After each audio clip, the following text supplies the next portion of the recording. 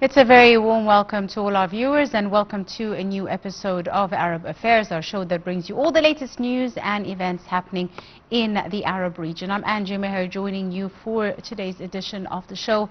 And as usual, we'll go to a short break and we'll be right back to bring you a look at some of the news making the headlines. Do stay tuned.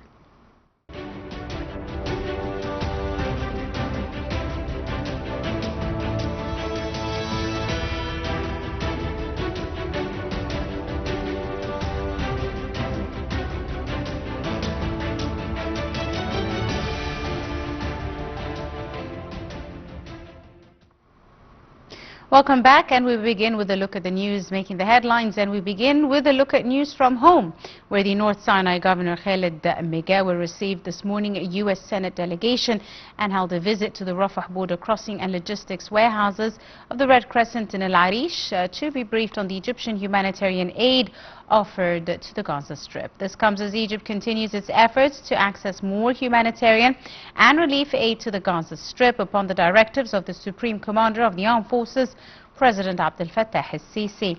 The convoys are part of the Zed al-Izza initiative that has been launched by the Egyptian Red Crescent since late July. The aid trucks carry tons of essential food, including baby formula, wheat and rice, besides tons of medical and relief supplies, as well as personal care products.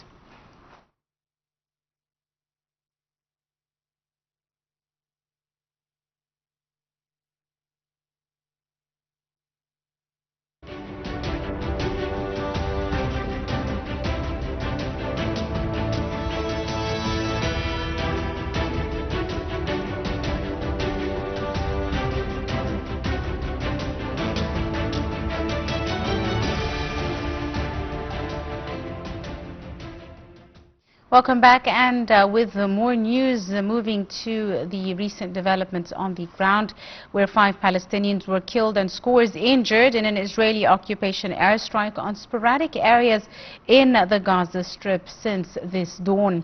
This comes as Israel declared Gaza's largest city a combat zone and recovered the remains of 2 hostages as the Israeli army launched the start of a planned offensive that has drawn international condemnation. We have the details in this report.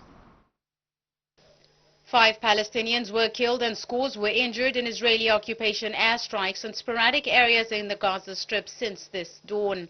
Occupation military carried out a series of air raids and shelling that targeted the Nusayrat camp in central Gaza Strip.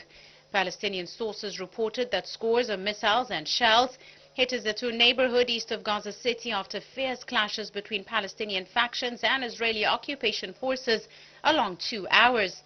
From the eastern side of Jabalia campfield, confrontations were renewed, coinciding with ground Israeli progress. As the military announced the resumption of fighting, health officials said the death toll in Gaza has risen to 63,025 people, with 59 deaths reported by hospitals over the last 24 hours. Aid groups and a church sheltering people said they would stay in Gaza City, refusing to abandon the hungry and displaced. The shift comes weeks after Israel first announced plans to widen its offensive in the city, where hundreds of thousands are sheltering whilst enduring famine.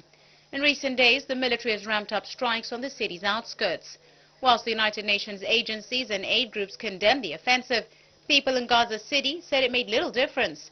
More than 63,000 Palestinians have been killed since the war started.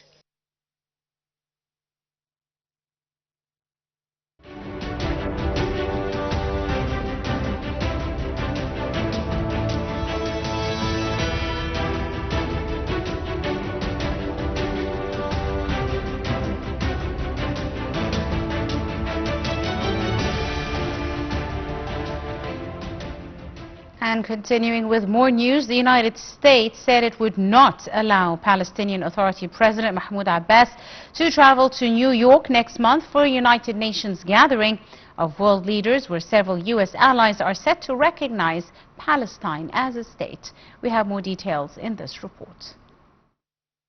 The United States said it would not allow Palestinian Authority President Mahmoud Abbas to travel to New York next month for a United Nations gathering of world leaders where several U.S. allies are set to recognize Palestine as a state. A State Department official said Abbas and about 80 other Palestinians would be affected by the decision to deny and revoke visas from members of the Umbrella Palestine Liberation Organization and the West Bank-based Palestinian Authority. Abbas had planned to attend the annual high-level UN General Assembly in Manhattan. He was also set to attend a summit there where Britain, France, Australia and Canada have pledged to formally recognize a Palestinian state. Abbas's office said it was astonished by the visa decision and said it violated the UN headquarters agreement. Under a 1947 UN headquarters agreement, the US is generally required to allow access for foreign diplomats to the United Nations in New York. Washington, however, has said it can deny visas for security, extremism and foreign policy reasons. Several European foreign ministers arriving at a European Union meeting in Copenhagen on Saturday criticized the US decision. The French Foreign Minister Jean-Noël Barrot said a UN General Assembly cannot be subject to any restrictions on access. The Spanish Foreign Minister also said the US move was unacceptable. The Irish Foreign Minister added the EU should protest the decision in the strongest possible terms. The State Department justified its decision by reiterating long-standing US and Israeli allegations that the PA and PLO had failed to repudiate extremism whilst pushing for unilateral recognition of a Palestinian state. Palestinian officials, meanwhile, reject such allegations and say decades of US-mediated talks have failed to end Israeli occupation and secure an independent state of Palestine.